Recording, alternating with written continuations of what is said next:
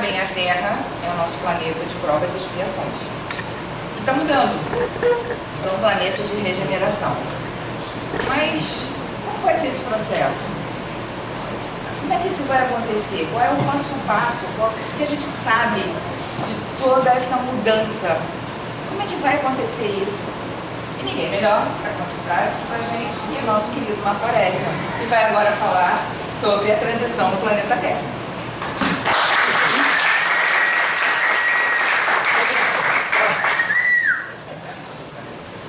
Boa tarde, senhores. Boa tarde. Bom, primeiramente eu gostaria de agradecer a equipe do CRESG, pela oportunidade. Eu fico muito à vontade de vir aqui, porque são pessoas incríveis, Bárbara, Gilmara, Marco, Mari, a Antonieta, a Isabela e a Ismene, que não estão aqui, Rodrigo, principalmente a Simone, Me deixo muito à vontade, então eu agradeço a oportunidade. E vocês só arrumam para mim tema complicado.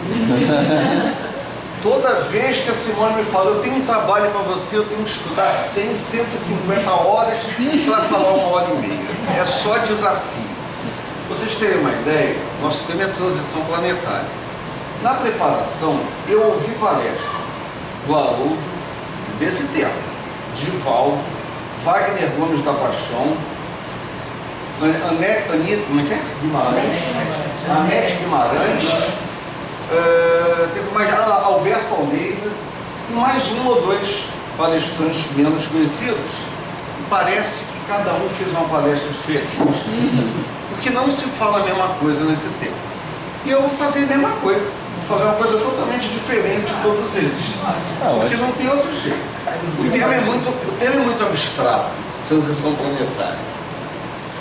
Eu vou começar definindo o que significa transição. Porque planetário, todo mundo sabe o que é, Transição, como é que está no dicionário? É a passagem de um estado de coisas a outro. Isso é a transição. Então a gente precisa, no nosso caso, o que é? Transição. Sair do estado de provas e expiações para o estado de regeneração. Eu vou fazer uma analogia, Jesus fazia muitas parábolas, colocando acontecimentos do dia a dia para que a gente entendesse o que ele queria dizer. Eu vou fazer só uma pequena analogia. Imagina que a gente tomou a decisão um dia de arrumar uma gaveta, ou arrumar um armário, ou arrumar um quarto, ou arrumar uma casa. Primeira coisa que você faz, tira tudo da gaveta do lugar, tira tudo do armário do lugar, a casa, vira as cadeiras, bota em cima da mesa, lá com as pernas para cima.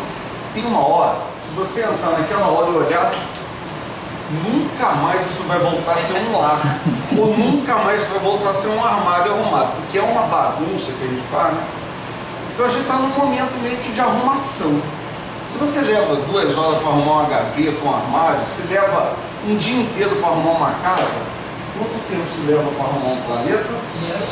Nossa. Bastante tempo, Então a gente vai começar com essa imagem, até para talvez entender mais ou menos o que está acontecendo com a gente. Porém, nós temos que entender e não perder o foco de que transformação no planeta sempre aconteceu. Nesse ponto, não está acontecendo nada diferente. Ao longo de todos os milênios que a gente tem vivido aí na situação de provas e expiações, o planeta tem se transformado dia a dia, mês a mês, ano a ano, sempre a transformação é uma constante. Jesus sempre enviou missionários para impulsionar o progresso. Tem hora que o progresso se desenvolve muito no campo da ciência, tem hora que é no campo das artes. Eu não esqueço lá o século XVIII, com Mozart, Bach, Haydn, Beethoven, um monte de compositores que nasceram mais ou menos na mesma época e da mesma região geográfica, ali em torno da Alemanha, da Itália, da Áustria, que desenvolveram a arte. Vê como é que a arte se desenvolveu tanto, a gente chegou ao ponto que está hoje, não é legal, Mas você vê que o esforço dele não foi em vão, está tudo lá. Mas em todos os momentos, a Terra sempre recebeu apoio da espiritualidade para manter a sua transformação, sempre acontecendo. Então isso não, nesse ponto não mudou nada, estamos numa transformação. Mas a nossa conversa é transição planetária, né? Com relação a isso, vamos pensar numa coisa. O nosso planeta Terra oferece tantos ambientes diferentes. Então, se você quiser encarnar um espírito, pensar, esse cara precisa viver conturbação no campo social, e no lugar exato para isso. Ele precisa sofrer dificuldade no campo financeiro, e no lugar exato para isso. Porque são tantos ambientes diferentes na Terra. Existem lugares, países, cidades no planeta Terra que a impressão que a gente dá se chegar lá é que eles já estão no mundo de regeneração. Porque tudo funciona direitinho, a população se entende, as pessoas são educadas. Existem outros pontos do planeta Terra que parece que mal chegaram nas provas e expiações, parece que ainda estão no mundo primitivo. Então, quem nasce no Brasil enfrenta toda uma gama de dificuldades e de oportunidades de crescimento muito diferente de quem nasce, por exemplo, na Dinamarca ou na Suíça. É muito diferente a vida lá da vida aqui. Então lá você vai ter outras oportunidades. Quem nasce em alguns países da África vão experimentar dificuldades muito mais graves do que as nossas, por exemplo. Porque a gente só conhece as nossas dificuldades. A gente pensa lá na Dinamarca, na Suíça, queria morar lá. Sim, mas você também podia ter nascido em Darfur, na África, onde aos 18 anos, eu não sei mais a proporção exata, mas aos 18 anos, tipo 85% das mulheres já foram vítimas de estupro. Imagina morar num lugar assim? Pois existe, está ali do lado, é na África. Então a Terra tem ambientes muito diversos. Quando a gente vem aqui estudar a transição planetária, a gente está pensando muito na nossa realidade. Mas existem realidades muito diferentes só nesse planetinho aqui, onde a gente vive e pode nascer em qualquer parte, né? De acordo com a nossa necessidade. Vamos lá. Eu gostaria de que a gente fizesse uma avaliação do período em que nós estamos aqui nessa fase de provas e expiações. Por exemplo, como é que era a nossa... Como é que era a vida do planeta há 5.000 anos atrás? Vamos imaginar um território europeu. Nós estudamos juntos aqui a Caminho da Luz, né? A gente sabe que lá no território europeu foi uma parte lá dos exilados de Capela, enfim.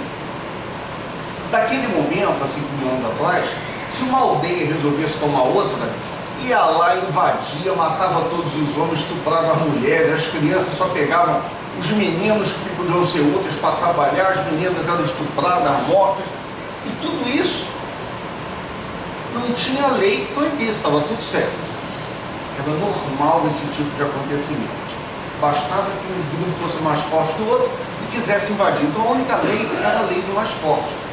Esse era o ambiente do nosso planeta, há 5.000 anos atrás, na Terra das Conquistas, na Europa. Se a gente der um salto lá para os tempos de Jesus, há 2.000 anos atrás, já existia uma organização social, uma lei. Está certo que o mais forte dominava totalmente o mais fraco, mas não era permitido matar as pessoas na rua simplesmente. Já havia uma lei que coibia isso. Então isso mostra que durante o período de provas e expiações, a gente foi evoluindo, a gente foi crescendo, a gente foi mudando. Se a gente pensar nos dias de hoje, hoje a lei nos proíbe, especialmente nós pobres, a lei é dura conosco, nós não podemos cometer crime, senão vamos ser julgados, vamos ser presos, vamos ter que cumprir pena.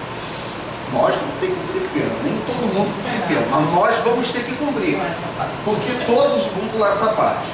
Mas o que eu quero mostrar, hoje nós temos uma lei onde qualquer assassinato é totalmente rejeitado por toda a sociedade, não se aceita mais isso. Kardec chegou a colocar lá nas obras da codificação duelo que no século retrasado aí acontecia. Então duas pessoas iam para um duelo de vida ou morte e não era crime matar. Afinal, ele também corria risco de vida.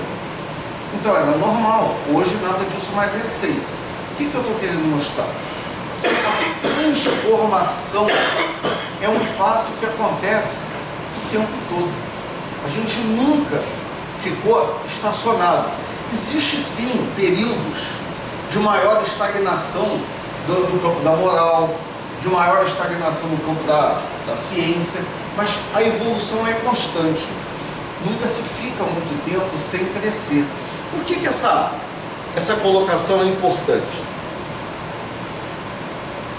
Porque nós estamos naquele momento em que a gente acredita que muita gente pensa que nós vamos passar da situação de um planeta de provas e expiações para um planeta de regeneração e que todos os nossos problemas estarão resolvidos. Tudo resolvido. A Terra vai passar a ser um planeta lindo, maravilhoso, sem problemas, sem injustiças sociais, sem crimes, sem... Então a gente precisa entender que assim como a gente vem progredindo na situação de provas e expiações, nós vamos entrar no mundo de regeneração sem grandes modificações. Os habitantes do planeta de regeneração vão ser nós mesmos, os habitantes hoje do planeta de provas e expiações, talvez sem alguns elementos que ainda estão muito focados no mal. Ainda não despertaram nada, porque esses elementos realmente não vão mais encarnar aqui ao longo do tempo. Então tem muita gente que acredita que vai passar aqui um planeta chupão, que vai arrancar as pessoas do corpo. Tudo certinho, você foi. Perdeu o playboy. Então não vai acontecer grandes cataclismos. Vai acontecer tudo de forma natural. Não vamos perceber. E até ontem era prova de expiações. Hoje começou o mundo de regeneração. Não vai ser desse jeito. Então todo progresso é no tempo de Deus, não é no tempo dos homens. Não tem prazo definido.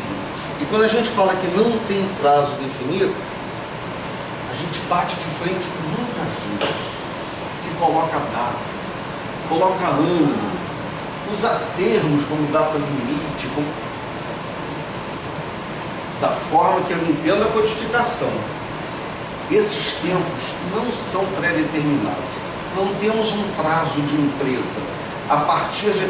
Prazo é que no ano de 2020 o Gresc vai ter sede.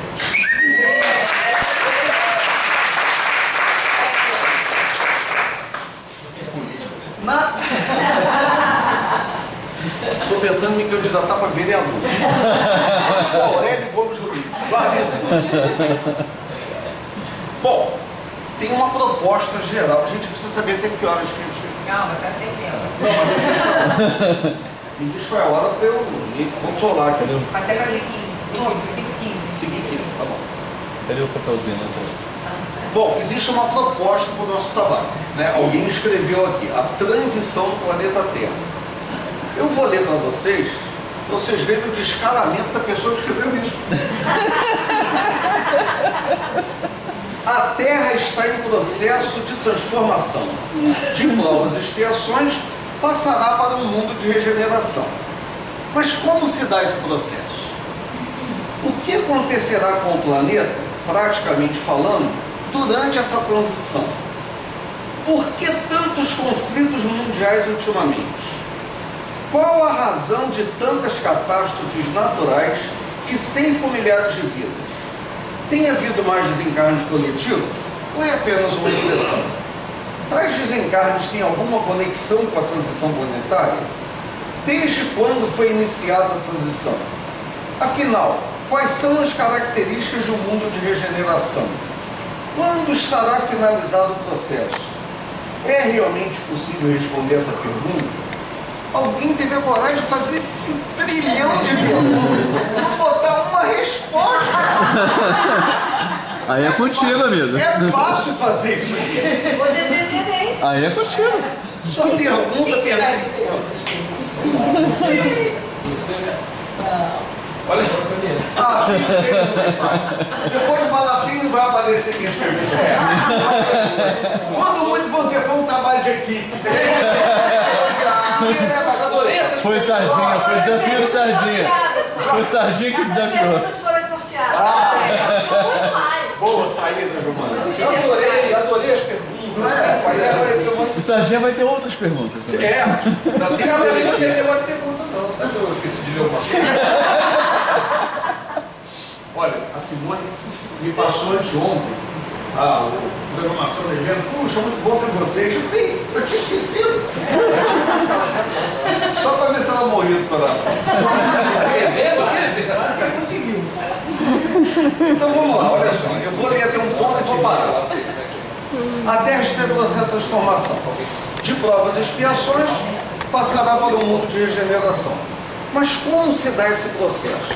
O que acontecerá com o planeta, praticamente falando, durante essa transição? Aqui a gente pode dizer, não acontecerá nada de muito marcante. Vai ser natural. Então vamos lá. Por que tantos conflitos mundiais ultimamente? Qual a razão de tantas catástrofes naturais que ceifam milhares de vidas? Tem havido mais desencarnes coletivos? Ou é apenas uma impressão? Vamos lá. Tem havido mais desencarnes coletivos ou é apenas uma impressão? Eu vou pensar em alguns fatos que ocorreram nos últimos 200 anos. Por que 200 anos? Todo tempo de vida da Terra, né? A Terra, lembra lá do nosso estudo a Caminho da Luz? 4,5 bilhões de anos, soltou aquela bola de fogo lá do Sol, até chegar nessa órbita aqui, que é o nosso planeta Terra. Mas há 200 mil anos atrás é que surgiram os primeiros homens, projetos de homem, né? O começo ainda. E aí, 12, 13 mil anos para cá, que a gente pode considerar o homem inteligente. Então, 200 anos é um tempo muito curto. Vamos lá. Vamos considerar primeiro o iluminismo, aquele movimento intelectual que surgiu no século XVIII, mexendo com todos os parâmetros do planeta Terra, combatendo o absolutismo, criando uma nova organização social, um poder legislativo, executivo, judiciário, que na época, antes do iluminismo, o rei respondia por tudo isso, ele fazia o que queria. E aí começaram então a colocar aí, ó, o povo tem direito de opinar, não tem que ficar tudo na mão do rei. E aí começaram a ter uma modificação, ensinando, mudando o jeito do povo pensar. Nesse momento nasceram vários missionários, né? Rousseau, Montesquieu, uma lista grande de nomes. Então o iluminismo veio mudar o pensamento humano naquela época. Isso tudo foi uma preparação para que o espiritismo chegasse logo em seguida com uma proposta totalmente nova. Lembrando que o senhor Hippolyte Léon Denis Rivaio, lá o nosso queridíssimo Allan Kardec, criou uma filosofia que ele usa demais a palavra ciência em todo o seu estudo, com consequências religiosas óbvias, mas diferentes de todas as religiões que haviam e existem até hoje no planeta. Então ele criou o que ele chama de ciência e filosofia. Todas as vezes que eu acho a palavra religião na codificação, ele está se referindo à religião dos outros. Então, Kardec não chamava o espiritismo de religião. Tanto que ele dizia que qualquer que fosse o credo, a pessoa poderia estudar o espiritismo. Isso valeria até hoje. Mas, de uma forma geral, só nós estudamos mesmo o espiritismo, né? Tem algumas poucas pessoas aí que procuram estudar. Então, lá no século XVIII, que foi o século das luzes, veio o iluminismo. No século XIX, veio o espiritismo como ciência, como filosofia, trazendo para a gente uma ideia nova, o cristianismo redivivo, explicando muitas coisas que Jesus falou e que na época não foi compreendido, e trazendo novas informações considerando o amadurecimento da população terrena. O Espiritismo nasce na França, né? E com o desencarne de Allan Kardec, perde aquela liderança que tinha o Espiritismo na França e meio que se transfere para o Brasil, que hoje é o país com o maior número de espíritas no mundo. Até o movimento espírita nos Estados Unidos, em Portugal e na Austrália é sempre liderado por brasileiros, né? Então, vários missionários nasceram aqui na nossa terra. Vamos fazer um exercício? Eu vou citar o nome do missionário. Se vocês concordarem com o missionário, topa bater palma? Pode ser? Se gostar muito, faz fio. Vamos lá. Adolfo Bezerra de Menezes. Eurípides Barçanufo. De nome católico, Irmã Dulce. José Raul Teixeira. Divaldo Pereira Franco. Francisco Cândido Xavier. Ricardo Sardinha!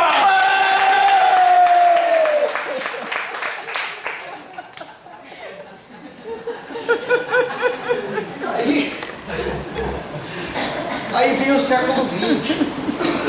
Vamos lá. Na continuação aqui das nossas perguntas, ainda no ponto que eu parei, tem havido mais desencarnos coletivos no momento atual? Ou é impressão nossa? Não sei onde começa o momento atual, onde começa essa transição planetária. Mas a Primeira Guerra Mundial, entre 1914 e 1918, entre civis e militares, contabilizou-se mais ou menos algo em torno de 18 milhões de mortos. Você achou muito? Lá pelo ano de 1935, com as leis de Nuremberg, no combalido estado da Alemanha, por causa da Primeira Guerra, que a economia estava caidíssima, começou uma perseguição aos judeus, aos bens dos judeus e à raça pura. E esse movimento, conhecido como Holocausto, provocou a morte de mais ou menos 6 milhões de judeus. A Segunda Guerra Mundial, entre 1941 e 1945, ela contabilizou algo que não se consegue precisar, entre 66 e 85 milhões de mortos. Tem havido mais desencarnes coletivos ultimamente? Depende, se ultimamente foram nos últimos 200 anos, sim. Se achar que começou outro dia, não. O tal do tsunami tão falado aí, teve algo como 230 mil mortos. Comparado com os exemplos que eu dei, fez nem diferença. Então, desde quando foi iniciada essa transição planetária? Eu não tenho base para responder. Se vocês disserem, bom, a transição planetária começou com o advento do Espiritismo. Faz sentido. Isso aí. Kardec veio, trouxe toda uma informação nova daquele momento. Podemos dizer que a transição planetária começou ali? Eu não diria isso. Mas também não diria que não. Isso aí. A transição planetária começou na Primeira Guerra Mundial? Um montão de desencarnados, será que já era a última chance deles? Não sei, não dá para dizer quando que começou a transição planetária, do jeito que consideram a transição planetária. Um momento de transformações, onde separaria o joio do trigo.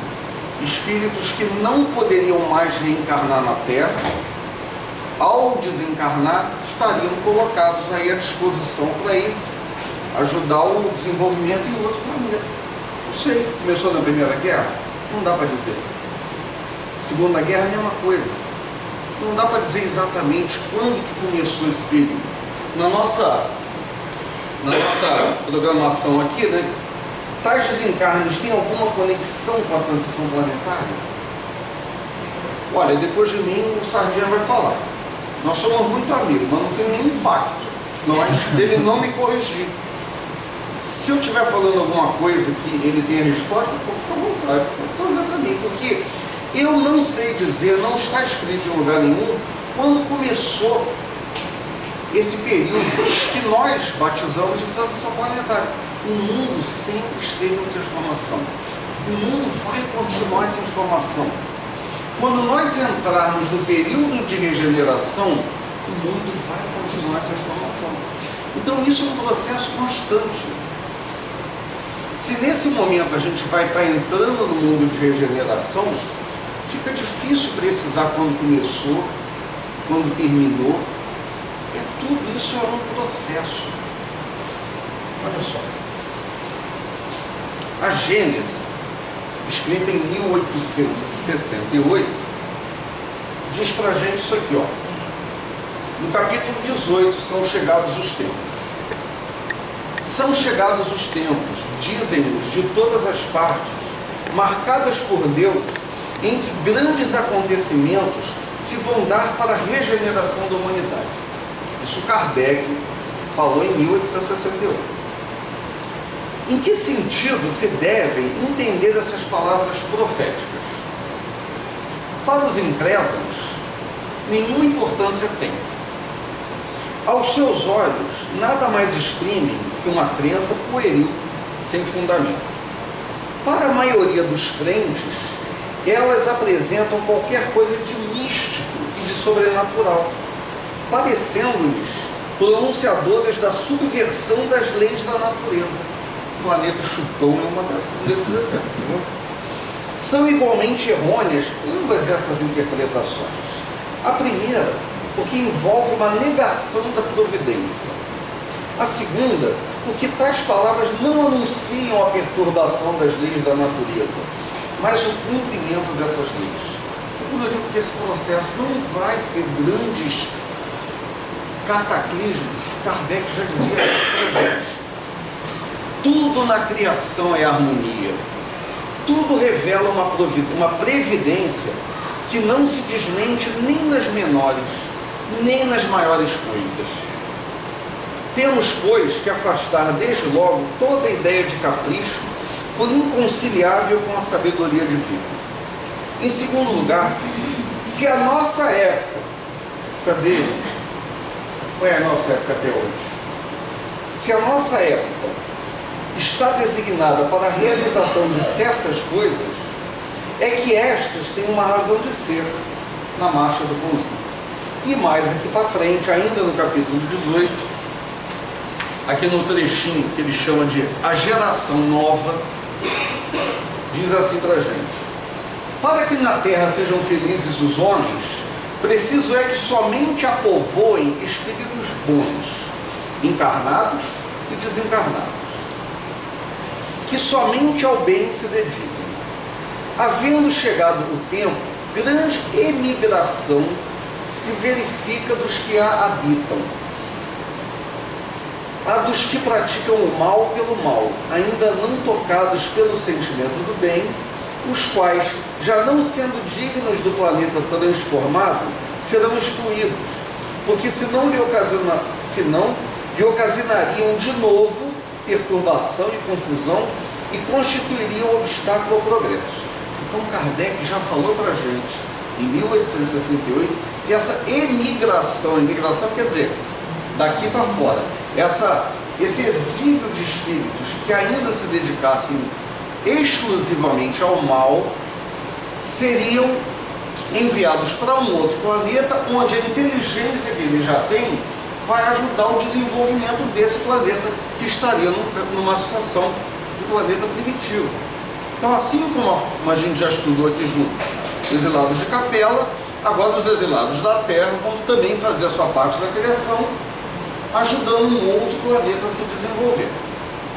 Olha o que Kardec fala para a gente. Irão expiar o endurecimento de seus corações, uns em mundos inferiores, outros em raças terrestres, ainda atrasadas, equivalentes a mundos daquela ordem, aos quais levarão os conhecimentos que hajam adquirido, tendo por missão fazê-las avançar. Aí vamos voltar àquilo que a gente já conversou hoje, que no próprio planeta Terra a gente tem tantos ambientes diferentes, que alguns estão tão atrasados ainda, que parecem no mundo primitivo, em alguns pedaços do planeta. Outros já se adiantaram tão mais em organização social, né? A sociedade já está tão mais equilibrada, que parece que já atingiram o mundo de regeneração. Substituí-los-ão espíritos melhores, que farão reinem em seu seio a justiça, a paz e a fraternidade. A terra, no dizer dos espíritos, não terá de transformar-se por meio de um cataclismo que aniquile de súbito uma geração. A atual desaparecerá gradualmente, e a nova lhe sucederá do mesmo modo, sem que haja mudança alguma na ordem natural das coisas. Quando a gente lê Kardec, quando eu digo Kardec, são todas as obras, a gente vê que nada do que a gente está estudando hoje é novo. Quando eu digo hoje, tudo que veio depois, né? Nada disso é novo. Tudo está na codificação. E aí a ideia que eu dou é que se a gente lê alguma coisa numa obra mais atual, que discorde da codificação, se você não entendeu o que está escrito e acha que está em desacordo com a codificação, minha sugestão, fique com Kardec. Por quê? Kardec foi assessorado pelo Espírito de verdade. Mas não só pelo Espírito, como já não for suficiente Espírito de verdade, se você for lá no Livro dos Espíritos, na introdução, você vai ver a assinatura dos Espíritos lá. É só gente boa. Sócrates, Platão, Santo Agostinho, São Luís, Lacordaire, são esses espíritos que assessoraram Kardec. Então, se a gente ler qualquer coisa pelo espírito lá, Luiz Andrômeda, a assinatura daquele texto é só Luiz Andrômeda. Então, se você tem dúvida de uma coisa, você pode consultar outra pessoa que você acredita que pode ajudar. Escuta, eu estou vendo isso aqui, está em desacordo com a codificação. Será que eu entendi errado? Se você tiver dúvida, fica com a codificação. Sugestão. Tudo, pois, se processará exteriormente, como só ia acontecer com a única, mas capital diferença, de que uma parte dos espíritos que encarnavam na Terra, aí não mais tornarão a encarnar. Em cada criança que nascer, em vez de um espírito atrasado e inclinado ao mal, que antes nela encarnaria, virá um espírito mais adiantado e propenso ao bem. Então, a partir do momento em que terminar essa transição planetária, e não sou eu que vai dizer para vocês quando vai ser, a partir desse momento só nascerão na Terra espíritos que não estão ainda empedernidos do mal. Quer dizer que a Terra vai virar um paraíso? O que você acha? Não. Não vai virar um paraíso. Mas não sou eu que estou dizendo. Kardec diz isso para gente. Também não é o Sardinha. É Kardec. Não que a palavra do Sardinha valha menos que a do Kardec. Isso tem que ficar claro. Mas está escrito aqui, ó. Muito menos, pois, se trata de uma nova geração corpórea do que de uma nova geração de espíritos. Sem dúvida, nesse sentido é que Jesus entendia as coisas quando declarava: digo-vos em verdade, que esta geração não passará sem que estes fatos tenham ocorrido. Assim decepcionados ficarão os que contem ver a transformação operar-se por efeitos sobrenaturais e maravilhosos. Muita gente defende essa teoria. Item 28, Gênesis, capítulo 18. A época atual é de transição. A época atual é de transição. Confundem-se os elementos das duas gerações.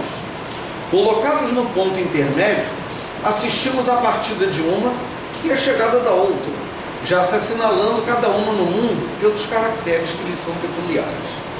Tem ideias e pontos de vista opostos às duas gerações que se sucedem, pela natureza das disposições morais, porém, sobretudo, das disposições intuitivas, as inatas, torna-se fácil distinguir a qual das duas pertence cada indivíduo. Então, para terminar, o último parágrafo que eu vou ler, cabendo-lhe fundar a era do progresso moral, a nova geração se distingue por inteligência e razão, geralmente precoces, juntas ao sentimento inato do bem e a crenças espiritualistas, o que constitui sinal indubitável de certo grau de adiantamento anterior. Não se comporá exclusivamente de espíritos eminentemente superiores, mas dos que, já tendo progredido, se acham predispostos a assinalar todas as ideias progressistas e aptos a secundar o movimento de regeneração. Então, essa informação está na Gênesis. Aí a gente vai lá no Evangelho, segundo o Espiritismo, no capítulo 3, o Evangelho é mais estudado, né? A gente costuma estudar o Evangelho, costuma estudar o Livro dos Espíritos, mas pouca gente estudou a Gênesis. Pouca gente estudou o céu e o inferno. E tem coisas maravilhosas nessas obras. O Livro dos Médiuns, Kardec espalhou verdades espetaculares em todas as obras. Eu estou citando só essas 5, né? Mas Sardinha cresce mais 18. Então, lá no Evangelho segundo o Espiritismo, agora eu vou falar de um texto que todo mundo conhece. No capítulo 3, há muitas moradas na casa do meu pai. Está assim, um trechinho do item 17. Nesses mundos, os mundos de regeneração, todavia, ainda não existe a felicidade perfeita, mas a aurora da felicidade.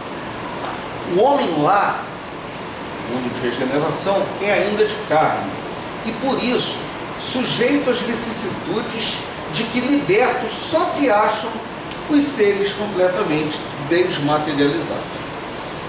Terra não vai ser um paraíso quando terminar esse processo, quando houver, vamos dizer, esse exílio, né? A separação dos espíritos totalmente dedicados ao mal. Quando houver essa separação, os que ficarmos, olha que eu já estou me colocando para ver se eu convenço os que ficarmos aqui, ainda temos na veia aqui o egoísmo, o orgulho e o mal ainda, mas em quantidade menor do que aqueles outros que vão se exilar, né? Vamos lá. Comparados à Terra, esses mundos são bastante ditosos, e muitos dentre vós se alegrariam de habitá-los, pois que eles representam a calma após a tempestade, a convalescença após a moléstia cruel. Contudo, e aí que arrebenta, esse contudo, daí para frente só vem problema. Contudo, menos absorvido pelas coisas materiais, o homem divisa, melhor do que vós, o futuro. Compreende a existência de outros gozos prometidos pelo Senhor, aos que deles se mostrem dignos, quando a morte lhes houver de novo ceifado os corpos, a fim de lhes outorgar a verdadeira vida. Então, liberta, a alma pairará acima de todos os horizontes. Não mais sentidos materiais e grosseiros, somente os sentidos de um perispírito puro e celeste, a aspirar as emanações do próprio Deus, nos aromas de amor, de caridade e do seu ser humano. Ele está falando dos mundos felizes, não do mundo de regeneração.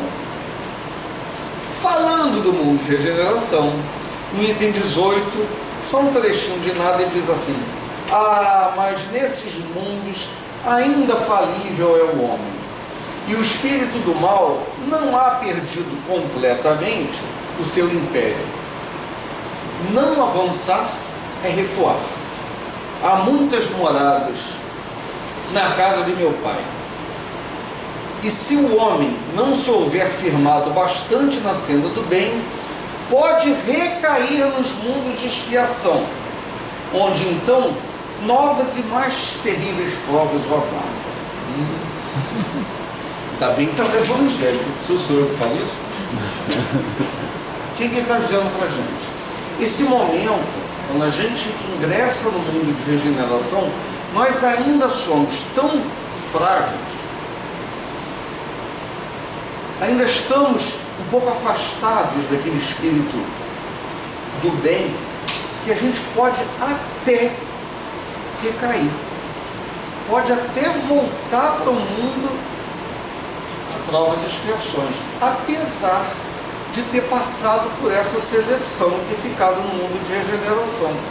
Isso serve para mostrar para a gente que o mundo de regeneração, no seu começo, ainda é um mundo muito parecido com o que a gente vive hoje. Somos nós, os habitantes desse mundo de regeneração.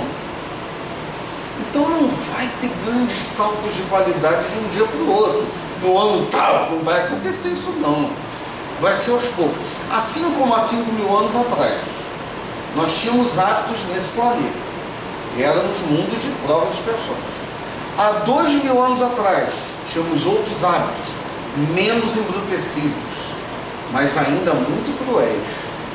E nos dias de hoje, nós temos hábitos muito melhores, porém com muitos problemas ainda, assim como aconteceu essa evolução dentro da fase de provas e expiações, dentro da fase de regeneração nós vamos melhorando gradualmente, porque a próxima fase é um mundo feliz. Então dizem os espíritos que esse período de regeneração ele é menor do que o período de provas e expiações. Mas esse período é um período planetário.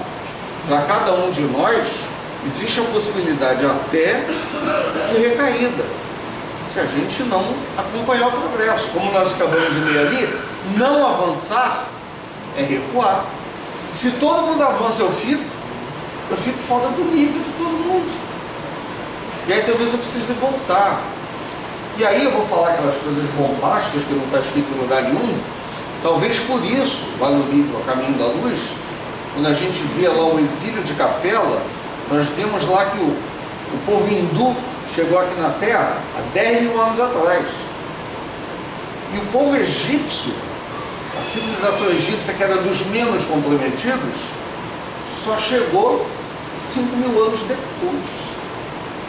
Esse período de 5.000 anos, será que eles estavam lá e resolveram dar uma voltinha aqui para recuperar o que faltava? Não sei, não está escrito isso em lugar nenhum. Isso é só um palpite. Por que essa diferença de 5.000 anos?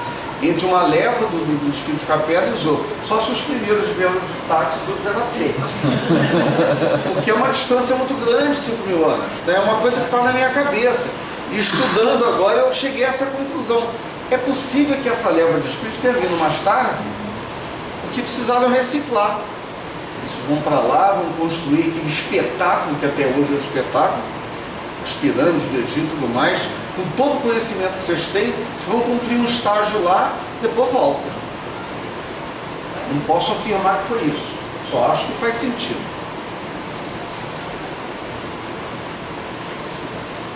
Vamos lá. Olha, gente, deixa eu dizer uma coisa para vocês. Toda hora eu tenho que recorrer ao que eu escrevi. Vocês veem, é muita coisa, mas vocês veem assim esses palestrantes, né, que falam bacana. Um é médico, o outro é psicólogo, o outro é professor. Minha vida é eletrônica. Eu sou técnico de eletrônica. Eu não estudei isso a minha vida inteira. Eu precisei entrar no mundo espírita para começar a me inteirar disso aqui. Então, para mim, é muito esforço fazer uma palestra dessa aqui. Tem gente que já nasce sabendo. Tem gente que já nasce com dom. Mas não é o meu caso. Eu tenho que me esforçar muito. Para eu chegar nesse ponto aqui, chegar aqui na frente de vocês e falar, eu tenho que estudar pra caramba. Então vamos lá, olha aqui, vamos voltar aqui na programação da pessoa, cara de pau, fiz um monte de perguntas e não respondeu nada. A última coisa que eu citei foi, tais desencarnes têm alguma conexão com a transição planetária? Não sei dizer. Eu acredito que muitos desencarnes têm. Para muitas pessoas, já terminou a fase de teste. Então, você já teve todas as oportunidades. não vai reencarnar mais na Terra. Outros desencarnaram e vão encarnar de novo. Então não é a última oportunidade. Então esses desencarnados têm alguma conexão com a transição planetária? Sinceramente, não posso afirmar que tem ou que não tem. Desde quando foi iniciada a transição? Pode ter sido no Espiritismo, pode ter sido na Primeira Guerra, pode ter sido na Segunda Guerra. Afinal, quais são as características de um mundo de regeneração? Nós lemos aqui alguma coisa. Na verdade, o mundo de regeneração inteiro é considerado um período de transição entre o mundo de provas e expiações e o mundo feliz. Toda regeneração é uma transição, é um espaço no meio. Quando estará finalizado o processo? Eu não sei dizer. Se o meu amigo tiver alguma informação, traz para mim. Para mim parece insano, incorreto, contra tudo que eu aprendi na codificação, quando alguém bota um ano. Ó, a partir de 2000 e tanto, acabou a regeneração.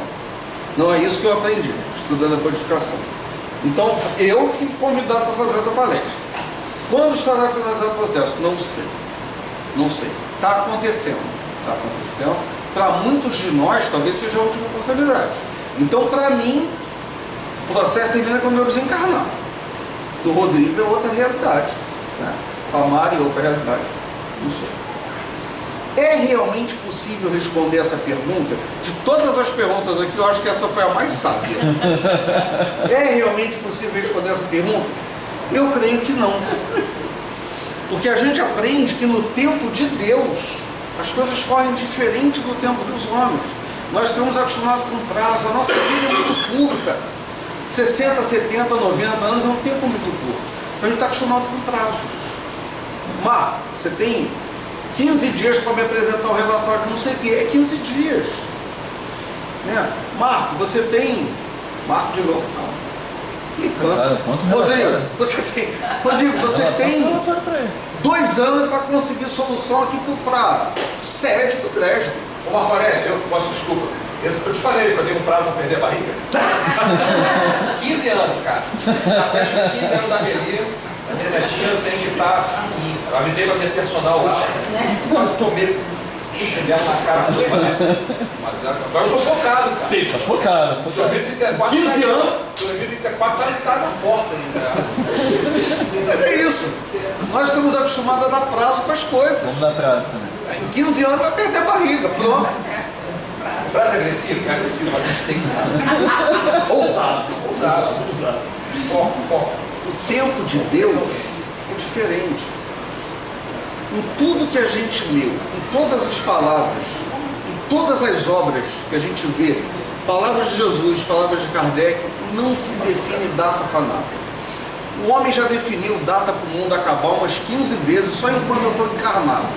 Era no calendário maia, era 1984, era do ano 2000, era, enfim, um monte de datas em que o mundo ia acabar. Ou que ia acontecer alguma coisa notável. Porque nós somos meio que movidos a prazos fixos. O tempo de Deus representa outra verdade. Você poderia tocar para mim aquela música? Qual delas? Temos. Você fez 3 gols? Eu já domingo, tem que fazer. Pra pedir música, Não tem pra fazer 3 gols aqui falando isso aqui, não. pra pedir música tem que. Só fazendo 3 gols. É, pô. Qual música? Aquela Qual nossa. é a música? Maus tempos. É. Novos tempos, presta atenção. Virão novos tempos para a humanidade em que serão plenos a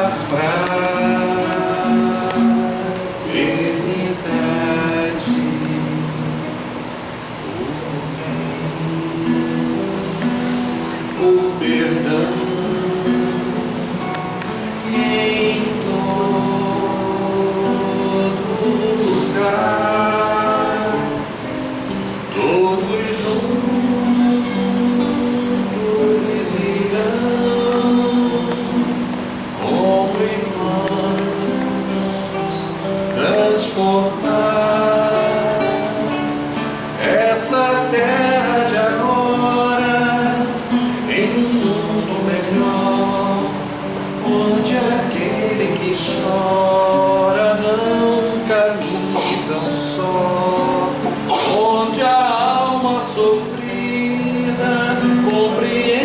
sofrer, vendo em tudo da vida motivos para crescer. Depois das tormentas virão tempos novos de luz, de esperança, de paz entre os povos.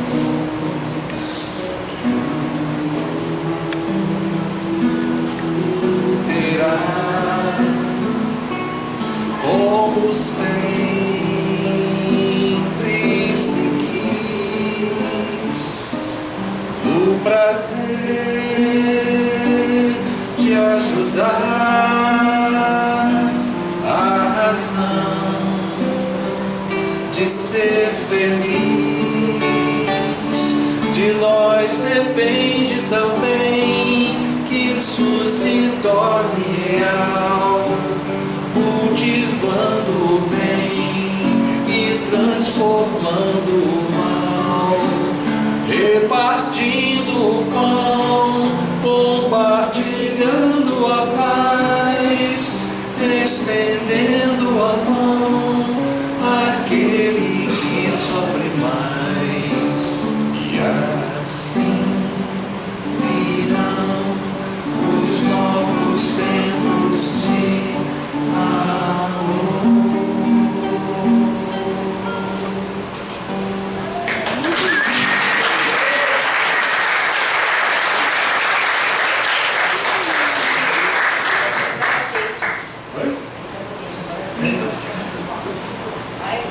Olha, depois de uma música dessa, não tem nada mais pra falar, né? Pelo amor de Deus.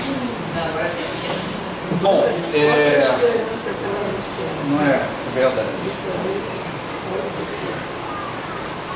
Eu recomendo a leitura do capítulo 3 do Evangelho, dos itens 16 a 18, onde Santo Agostinho nos fala dos mundos regeneradores. Ali ele explica para a gente exatamente o que nós estamos falando aqui. Não vai ter grandes progressos, mas o progresso vai ser sensível no sentido de que a gente vai se livrar de uma parte da maldade que nos cerca. Mas não vai ser toda, porque nós trazemos ainda dentro de nós isso. Então cabe a cada um de nós ir buscando sempre se melhorar, para que a gente mereça não só ficar aqui durante a seleção, como permanecer no mundo de regeneração e caminhar reto para um mundo feliz, né? E eu agradeço demais a oportunidade que vocês me deram. Eu tive que estudar uma barbaridade para falar aqui menos de uma hora. Não, parece o obsessor do domingo passado. Eu sei que eles não sabem. Esse obsessor aqui, domingo passado, eu mandei uma mensagem para ele. E ele falou uma coisa que eu agradeço muito, que mudou uma parte da minha palestra. Eu ia falar de uma coisa que não falei, e como não falei, não vou falar. Mas realmente eu achei muito interessante. Eu fui iluminado por falar com ele sobre isso, né? E aí, mas é fogo, faltando uma semana a gente tem que modificar uma parte importante da palestra. Bagunça com a cabeça da gente, agradeço muito, porque acho que foi muito positivo. E aí, esse é o trabalho. Quem gostou, ótimo. Quem não gostou, sinto muito. Já está vendo o jogo do Fluminense agora na televisão, está aqui, e agora...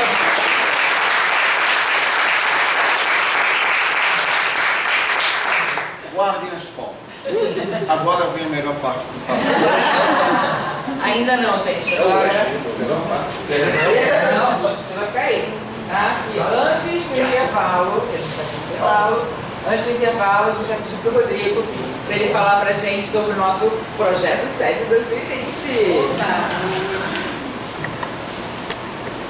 Agora é com você.